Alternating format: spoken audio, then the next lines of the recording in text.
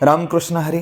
नित्य अभंग गाथा चिंतनाच्या या उपक्रमामध्ये आपल्या सर्वांचं हार्दिक स्वागत आहे. पहा, अनोळखी व्यक्ती जिच्याशी कधी आपला संपर्कही झालेला नाही आणि कधी संबंधही आलेला नाही, अशांची सुद्धा मृत्यूची बातमी ऐकल्यानंतर किंवा टीव्हीमध्ये पाहिल्यानंतर देखील आपल्याला दुःख वाटतं. आपलीच एखादी जवळची व्यक्ती जेव्हा काही काळासाठी फार दूर जाते तेव्हा सुद्धा आपल्याला दुःख हे होतंच.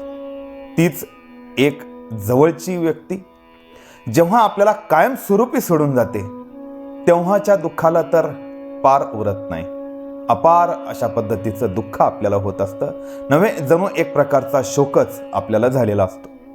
त्यातही जवळची आता एक नाही तर 3-4 माणसं जेव्हा आपल्याला कायमची सोडून निघून जातात तेव्हाचा जो शोक असतो त्या शोकाला तर मर्यादाच नसते. अनंत काळाच्या शोकामध्ये आपण बुडून गेलेलो असतो. जगद्गुरु तुकोबारायांना याच शोकापासून आपल्याला मुक्ती द्यायची आहे. म्हणून दुसऱ्या एका ठिकाणी त्यांनी असं सांगितलं की शोके शोक वाढे, हिमतीचे धीर गाढे. आपल्याला त्यांना काही समजून सांगायचं आहे. त्यांना आपल्याला एक आव्हान केलेलं आहे की हे पहा, जेव्हा तुम्ही शोक करता तेव्हा शोकाने शोक वाढतो, दुःखाने दुःख वाढतं. म्हणून त्या काळामध्ये तरी तुम्ही धीर धरला पाहिजे, तुम्ही संयम ठेवला पाहिजे. आता हे झालं जगद्गुरु तुकोबारायांनी सांगणं. पण मग प्रत्यक्ष त्यांच्या अनुभवाचं काय आहे? त्यांना अनुभव कशाचा आलेला आहे? त्यांच्या घरातली कोणी गेलीत का? त्यांना जेव्हा घरातलं कोणी गेलं तेव्हा त्यांची भावना काय होती? तर तीच भावना जगद्गुरु तुकोबारायांची त्यांनी या अभंगातून व्यक्त केलेली आहे. बाप मेला, आई मेली, बायको मेली आणि मुलगाही मेला. देवा, बरंच झालं. काय जगद्गुरु तुकोबारायांनी नेमकी ही भावना व्यक्त केली आहे तेच आपल्याला या अभंगातून समजून घ्यायचं आहे. पण तत्पूर्वी आपल्या सगळ्यांना एक विनंती मी अशी करणार आहे की या तुकाश्र नावाच्या चॅनलला जर आपण अजूनही सबस्क्राईब केलेलं नसेल तर ते करावं आणि बेल या चिन्हावर क्लिक करून ठेवावं, जेणेकरून की मी अपलोड केलेल्या व्हिडिओचे नोटिफिकेशन सगळ्यात अगोदर तुमच्यापर्यंत पोहोचतील. आणि हो, व्हिडिओ शेवटपर्यंत का पाहायचा आहे? तर ज्या अभंगाचं चिंतन मी आज या ठिकाणी मांडणार आहे तो संपूर्ण अभंग तुम्हाला पाहायला मिळेल व्हिडिओच्या शेवटी, आणि काही कठीण शब्दांचे अर्थ सुद्धा. तर पहा मित्रांनो, आता आपण अभंगाच्या चिंतनाला सुरुवात करूयात. यातल्या पहिल्या चरणामध्ये ते असं म्हणतात की बाप मेला न कळता नव्हती संसाराची चिंता. माझे वडील जेव्हा मृत्यू पावले तेव्हा मला काही फारसं कळत होतं असंही नाहीये.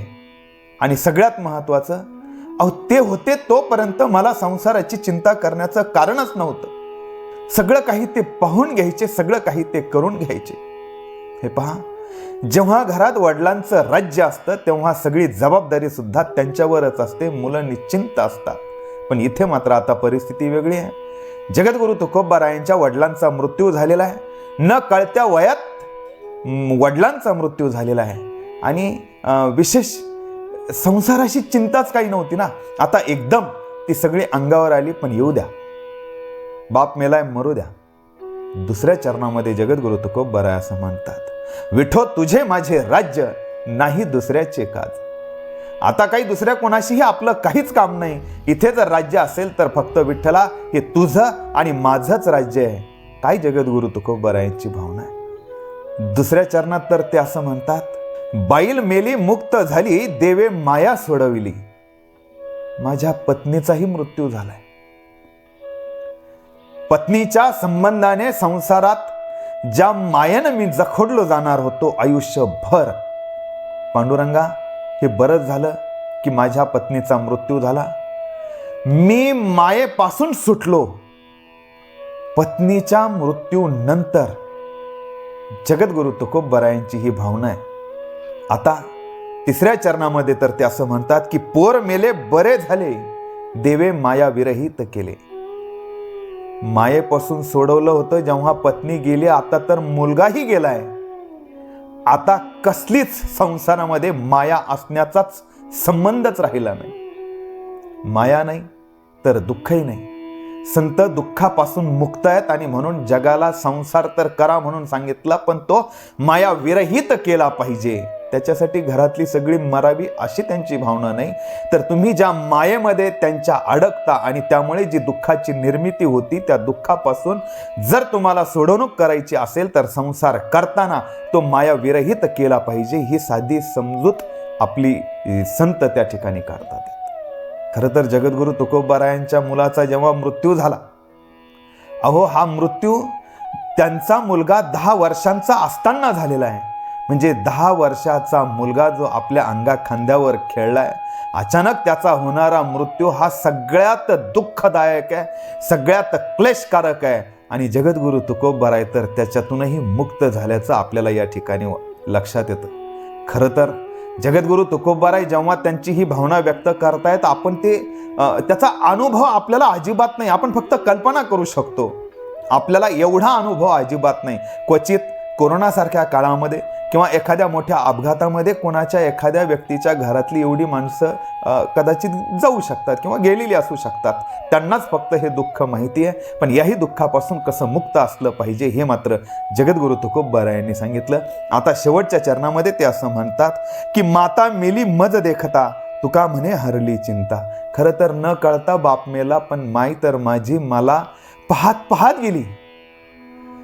आता ती म्हातारी झाल्यानंतर तिच्या दुखण्याचं काय, तिच्या आजारपणाचं काय, तिच्या तब्येतीचं काय, तिचं कसं होईल, तिला गोळ्या सहन होतील का, तिला अन्न जाईल का, तिची काळजी घेतल्या जाईल का, ह्या सगळ्या ज्या काही आईच्या संबंधाने चिंता माझ्या संसारामध्ये मला कायमस्वरूपी लागून राहिल्या असत्या, आता माझी आई सुद्धा गेली. त्याच्यामुळे आईच्या संबंधाने जेवढ्या चिंता माझ्या मागे लागणार होत्या, पांडुरंगा हे बरं झालं की त्या चिंता सुद्धा माझ्या मिटलेल्या आहेत.